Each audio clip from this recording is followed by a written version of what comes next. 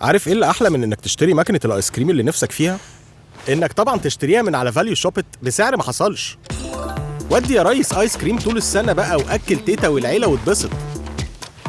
وطبعا في احساس لذيذ كده عند البنات لما يجي لها باكج الجزمه الجديده اللي كانت مستنياها هي والاير راب، لكن لما تشتريها من على فاليو شوبت بخصم مش منطقي ده احساس مختلف تماما، ليفل تاني. ارقصي ارقصي يا داليا وافرحي، حقك تفرحي. الراجل ده بقى ناصح، جاب السماعه والبلاي ستيشن من على فاليو شوبت من الاول وعمل صفقه رهيبه. برافو، سعاده مفرطه. الناس مش فاهمه قوي هو مبسوط كده ليه، بس يعني هو في حته تانيه لوحده.